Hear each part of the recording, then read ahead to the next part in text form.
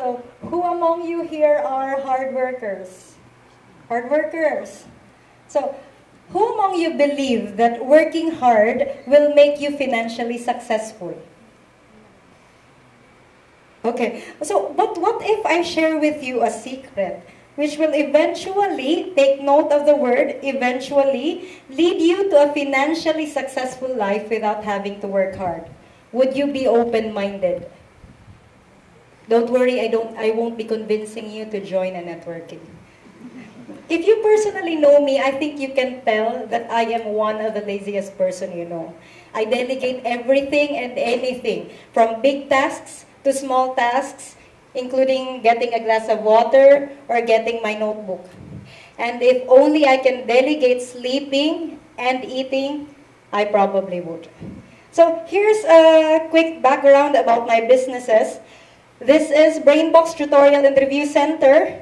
It's been around for 10 years, handling reviews and tutorials. This is BrainBox Publishing.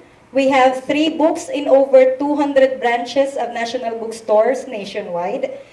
This is Tala Apartments. This is my latest business. And I am also into microfinancing and car rentals. So, how do you think did I do it?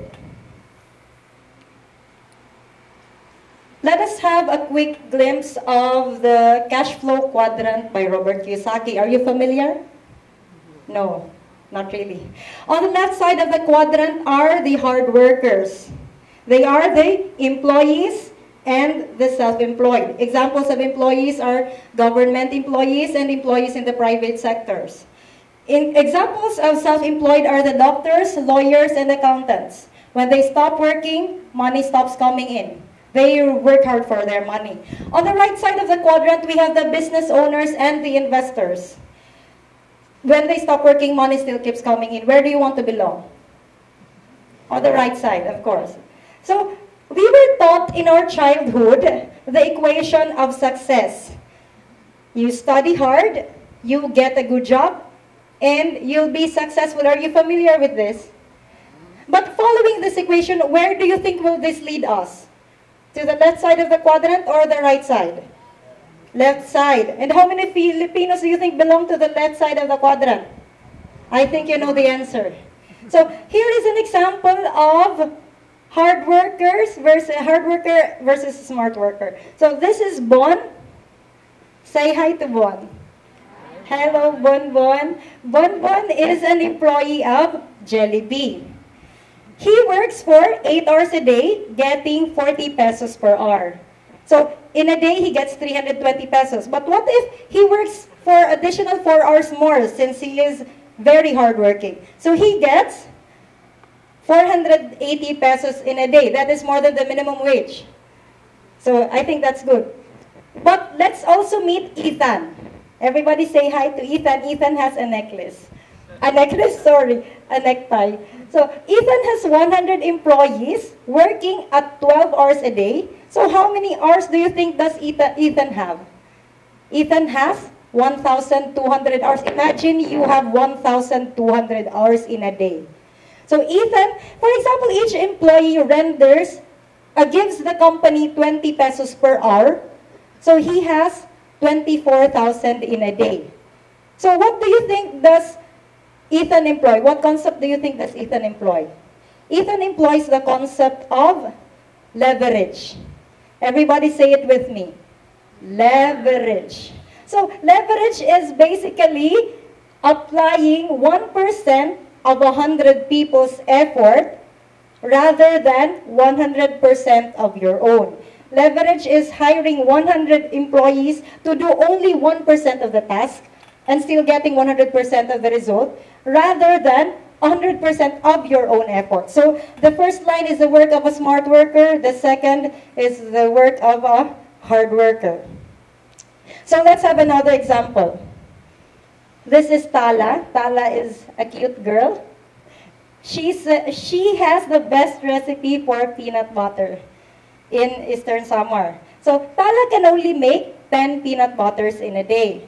She sells the peanut butters at 100 pesos per piece.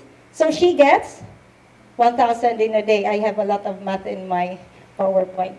So, but what if Tala employs 10 more people while keeping the secret recipe to herself, 10 more people to make 10 peanut butters each. So, in a day, she can have 10,000 pesos. And the best thing there is, Tala can go on a vacation, and she also has the right to get sick. Not everyone has the right to get sick. She has the right to get sick, and she is still earning money. And the best thing there also is that if she wants to increase her income to 20,000, she can just hire more people. And this is not something you can do in a job. So, the secret to success, therefore, is not hard work. The secret, janitors are working hard. Nurses work hard. Teachers work hard. But are they financially successful? The secret to success is working smart. The secret to success is leverage and delegation. And I think everyone should know this.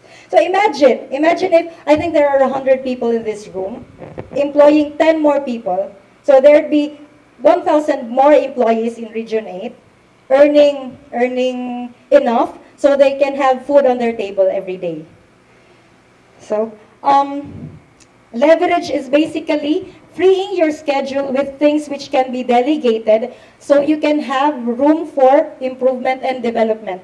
So instead of me handling tutorials, I hire 50 people to do it for me. Instead of me hard selling my books, I let National Bookstore sell it for me. But there is a but. Leverage doesn't come easy. It took me years to build good leverage. But here are some tips which can help you along the way. Number one is, don't be complacent. The purpose of leverage is not that you stay in your comfort zone. The purpose of leverage, again, is so you can have time to think of ways to develop and improve. The second one is personally know your business. You might get so indulged in leveraging that you forgot how to run your own business.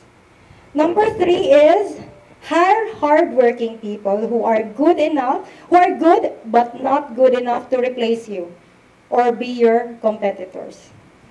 So, how do I apply? Leverage is not only getting the financial freedom, but it also gives you the most important thing in the world. What is the most important thing in the world? Time.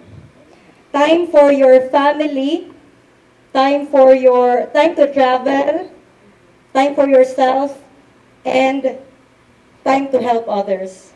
So actually, I will leave right after my talk. We will be going to Northern Samar to donate relief goods. So how do I apply leverage in my business? In my tutorial center, for example, each tutee pays BrainBox 160 pesos. The tutor gets 80 pesos per hour, so I get 80 pesos per hour. If, for example, I have 40 tutors teaching 2 hours per day for me, I get 6,400 in a day, or 192,000 in a month, and I don't have to face a single tutee. In BrainBox Publishing, I mentioned it's available in 200 branches nationwide. In June 2019 alone, net sales of the book is 1.1 million. Had I sold the book myself, I wouldn't be earning that much. For Tan Apartments, I have 8 units. This is for Airbnb. And 3 units is for Airbnb, earning 30,000 per month. 5 units as boarding rooms, earning 4,500 per month each. So I get 112,500 in a month. That is my house, but I don't live there. I rent somewhere so I can leverage on my house. So my everyday life includes waking up at 8 a.m. and leaving the house at 11:30 a.m. I don't have to bother about BTRs, alarm clocks, and Bondi clocks.